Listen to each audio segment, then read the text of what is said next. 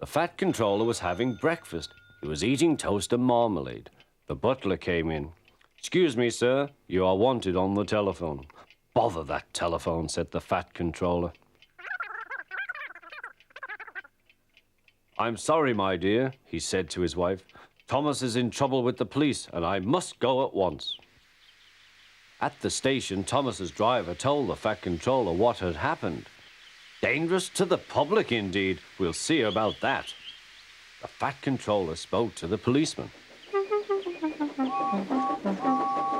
But however much he argued with him, it was no good. "The law is the law," he said, "and we can't change it." The Fat Controller felt exhausted.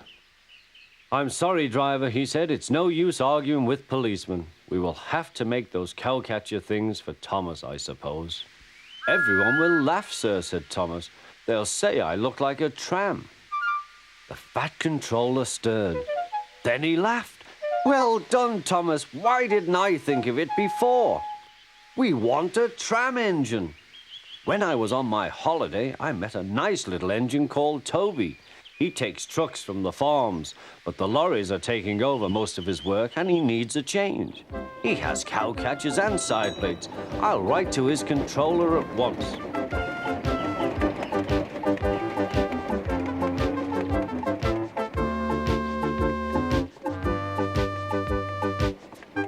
A few days later, Toby arrived. "That's a good engine," said the Fat Controller. "I see you've brought your coach, Henrietta."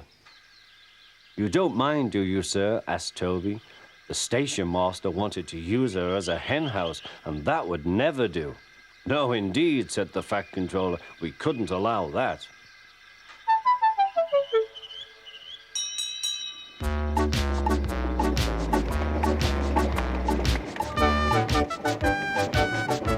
Toby made the silly trucks behave even better than Thomas did.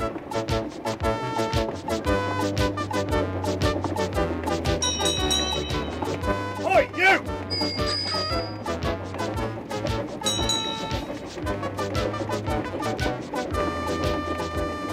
At first, Thomas was jealous, but he was so pleased when Toby rang his bell and frightened the policeman. They've been firm friends ever since.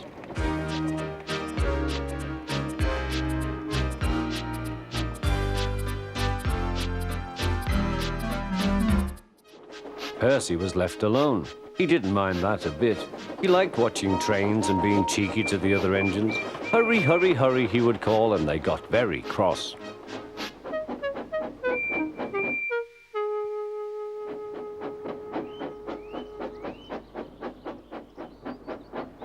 After a great deal of shunting, Percy was waiting for the signalman to set the point so that he could get back to the yard. He was eager to work, but was being rather careless and not paying attention. Edward had warned Percy, "Be careful on the main line. Whistle to the signalman you are there." But Percy didn't remember to whistle, so the busy signalman forgot him. Percy waited and waited. The points were still against him, so he couldn't move. Then he looked along the main line. Peep, peep! He whistled in horror, for rushing straight towards him was Gordon with the express. "Oh!" groaned Gordon. "Get out of my way!"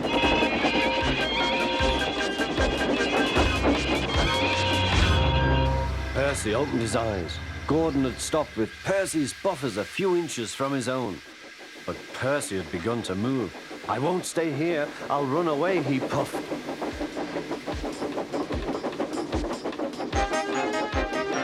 He went straight through Edward's station and was so frightened that he ran right up Gordon's hill without stopping.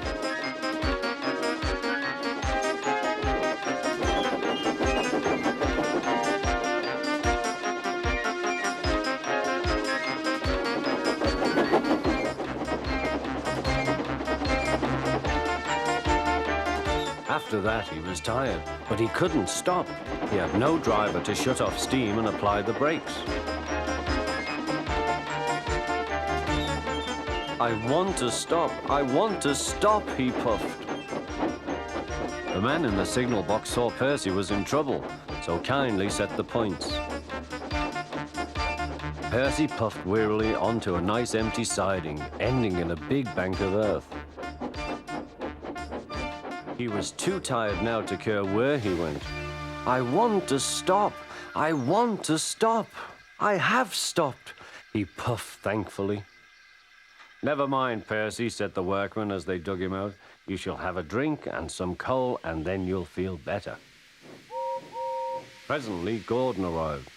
Well done, Percy. You started so quickly that you stopped a nasty accident. I'm sorry I was cheeky, said Percy. You were clever to stop.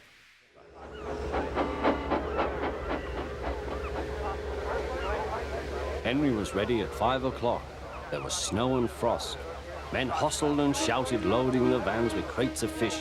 The last door banged, the guard showed his green lamp. The flying kipper was ready to go.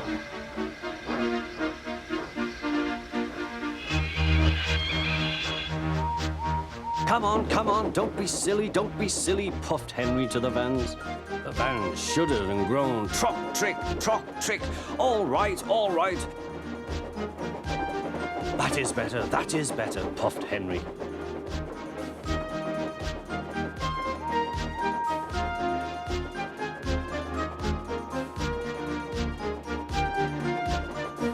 Clouds of smoke and steam poured from his funnel into the cold air, and the fire's light shone brightly. Hurry, panted Henry.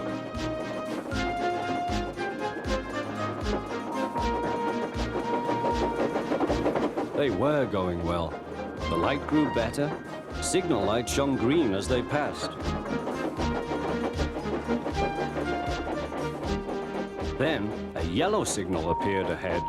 His driver prepared to stop, but the home signal was down. All clear, Henry. Away we go. They couldn't know the points from the main line to a siding were frozen, and the home signal should have been set at danger, but snow had forced it down. A goods train was waiting in the siding to let the flying kipper pass, and the driver and fireman were drinking cocoa in the brake van. The kipper is due, said the guard. Who cares, said the fireman. This is good cocoa. The driver got up. Come on, fireman, back to our engine. They got out just in time.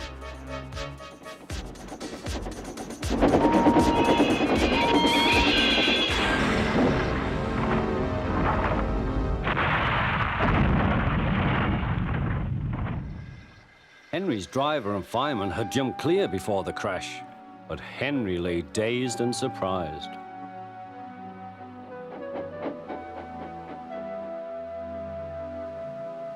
The fat controller came to see him. The signal was down, sir, said Henry. Cheer up, Henry, it wasn't your fault. Ice and snow caused the accident. I'm sending you to Crewe, a fine place for sick engines. They'll give you a new shape and a larger firebox. You'll feel a different engine and won't need special coal anymore. Won't that be nice? Yes, sir, said Henry doubtfully. A lady and a stout gentleman stood on Toby's platform. He was, of course, the fat controller, but Toby didn't know this yet. Come on, grandfather, cried the children. Do look at this engine. That's a tram engine, Stephen, said the fat controller. Is it electric? Asked Bridget. Whoosh, hissed Toby. Shh, said her brother. You've offended him. But trams are electric, aren't they? They are mostly, but this is a steam tram. May we go in it, grandfather? Please? Stop, said the fat controller to the guard. They all scrambled into Henrietta. Hip, hip, hooray, chanted Henrietta.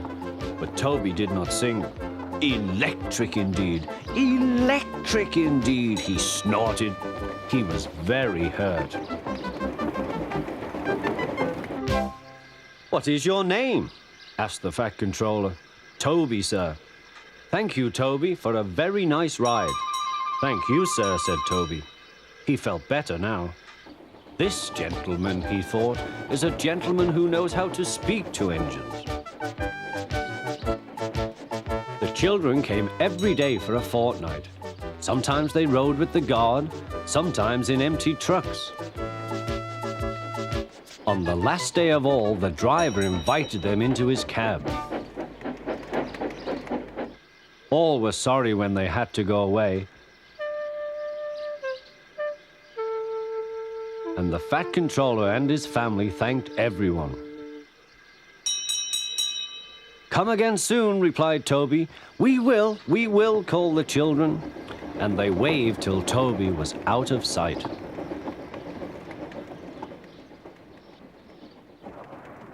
The months passed. Toby had few trucks and fewer passengers. "Our last day, Toby," said his driver one morning. "The manager says we must close tomorrow." That day, everyone wanted the chance of a last ride. The passengers joked and sang, but Toby and his driver wished they wouldn't.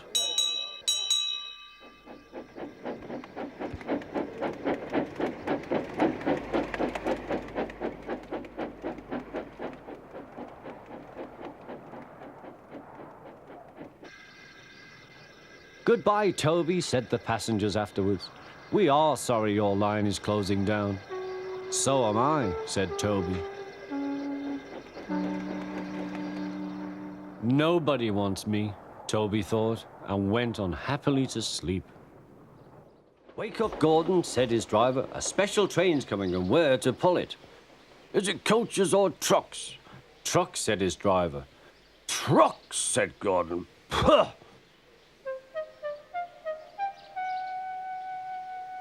Gordon's fire was slow to start, so Edward had to push Gordon to the turntable to get him facing the right way. I won't go, grumbled Gordon. Don't be silly, puffed Edward. At last Gordon was on the turntable. The movement had shaken his fire. It was now burning nicely and making steam. Gordon was cross and didn't care what he did. He waited till the table was halfway round. I'll show them, he hissed. He moved slowly forward to jam the table, but he couldn't stop himself and slithered into a ditch. Ooh, she hissed. Get me out! Get me out! Not a hope, said his driver and fireman. You're stuck, you silly great engine. Don't you understand that? They telephoned the Fat Controller. So Gordon didn't want to take the special train and ran into a ditch. What's that you say? The special's waiting. Tell Edward to take it, please. And Gordon? Oh, leave him where he is. We haven't time to bother with him now. On the other side of the ditch, some little boys were chattering. Coo, doesn't he look silly? They'll never get him out. They began to sing. Silly old Gordon fell in a ditch, fell in a ditch, fell in a ditch. Silly old Gordon fell in a ditch, all on a Monday morning. Gordon lay in the ditch all day. Oh dear, he thought, I shall never get out.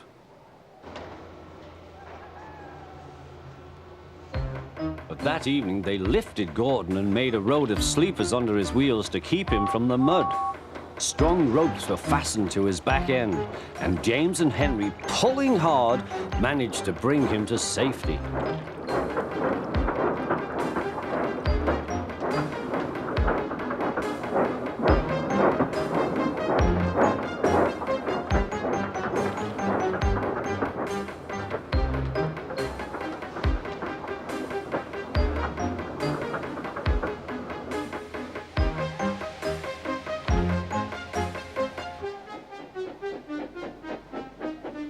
Late that night, Gordon crawled home, a sadder and wiser engine.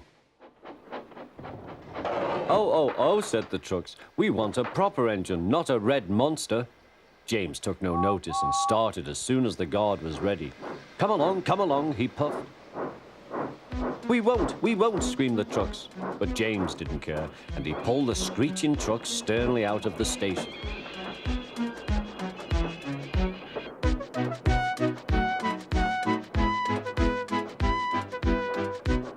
Trucks tried hard to make him give up, but he still kept on. Sometimes their brakes would slip on. and sometimes their axles would run hot, and each time the trouble had to be put right. And each time James would start again, determined not to let them beat him. Give up, you can't pull us, you can't, call the trucks. I can and I will, puffed James, and slowly but surely he pulled them along the line. At last they saw Gordon's Hill. Look out for trouble, James, warned his driver. We'll go fast and get them up before they know it. Don't let them stop you. So James went faster, and soon they were halfway up. I'm doing it, he panted. Will the top never come? Then, with a sudden jerk, it all came easier. I've done it, he puffed. Hooray, it's easy now. But his driver shut off steam. They've done it again. We've left our tail behind. Look. The last trucks were running backwards down the hill. The coupling had snapped. But the guard stopped the trucks and got out to warn approaching engines. That's why it was easy, said James, as he backed the other trucks carefully down. What silly things trucks are. There might have been an accident. Shall I help you, James? Called Edward. No, thank you, answered James. I'll pull them myself. Good. Don't let them beat you. You're doing well, whistled Edward, as James slowly struggled up the hill. I can do it, he puffed. He pulled and puffed as hard as he could. I've done it, he panted.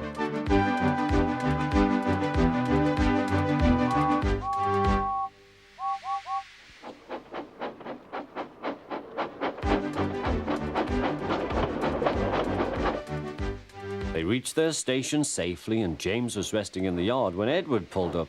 Peep, peep, he whistled. Then James saw the fat controller. Oh dear, what will he say, he asked himself. But the fat controller was smiling. I was in Edward's train and I saw everything, he said. You've made the most troublesome trucks on the line behave.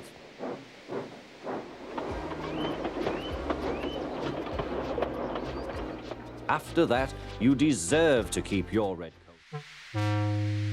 You'll need your snowplow for the next journey, Thomas, said his driver. Huh! Snow is silly soft stuff. It won't stop me. The snowplow was heavy and uncomfortable and made Thomas cross. He shook it and he banged it, and when they got back, it was so damaged that the driver had to take it off. You're a very naughty engine, he said to Thomas. Next morning, Thomas's driver and fireman came early and worked hard to mend the snowplow, but they couldn't make it fit.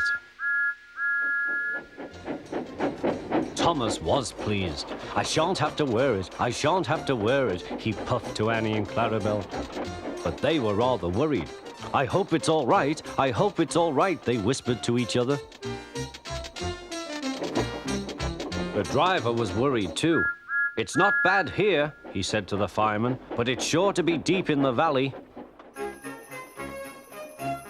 Silly soft stuff, puffed Thomas. I didn't need that stupid old thing yesterday, and I shan't today. Snow can't stop me. He rushed into a tunnel thinking how clever he was, but there was trouble ahead. Cinders and ashes, said Thomas. I'm stuck. And he was. Back, Thomas, back, said his driver. Thomas tried, but his wheels spun and he couldn't move. The guard went back for help, while everyone else tried to dig the snow away. But as fast as they dug, more snow slipped down until Thomas was nearly buried. Oh, my wheels and coupling rods! I shall have to stop here till I'm frozen. What a silly engine I am! And Thomas began to cry.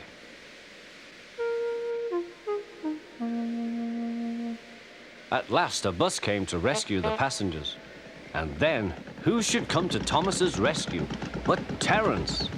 Snow never worries him.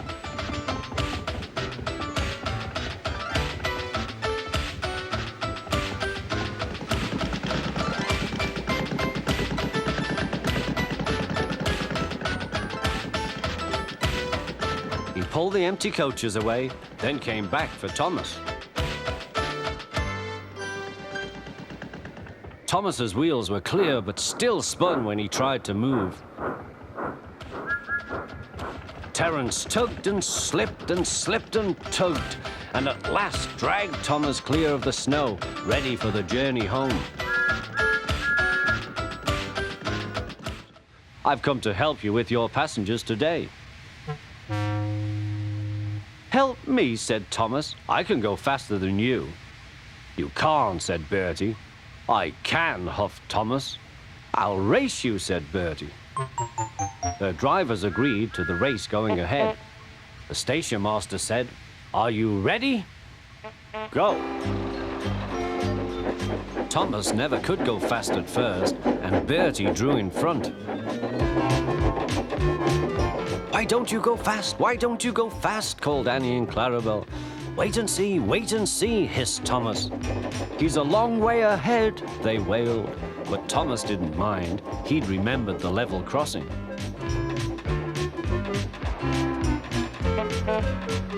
There was Bertie fuming at the gates while they sailed gaily through. Goodbye, Bertie, called Thomas.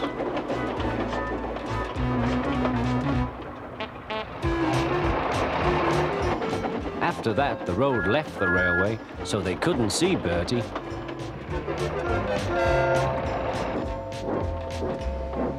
Then they had to stop at the station to let off passengers. Pip, pip, pip! Quickly, please, called Thomas. And off they went again.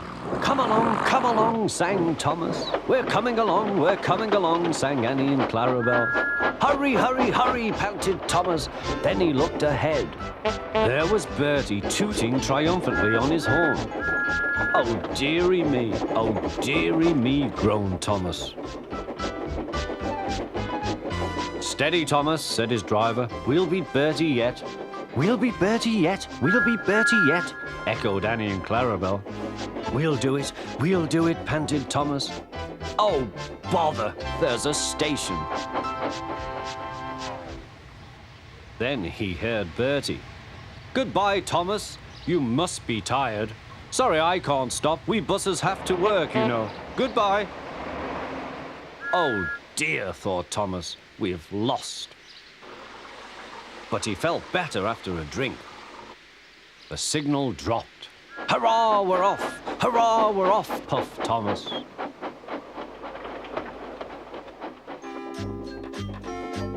As they crossed the bridge, they heard an impatient honk, honk. There was Bertie waiting at the traffic lights. He started with a roar and chased on after Thomas again. Now Thomas reached his full speed. Bertie tried hard, but Thomas was too fast. Whistling triumphantly, he plunged into the tunnel, leaving Bertie toiling far behind.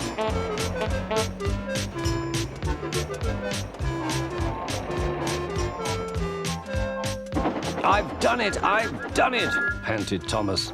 We've done it, hooray, chanted Annie and Clarabel as they whooshed into the last station.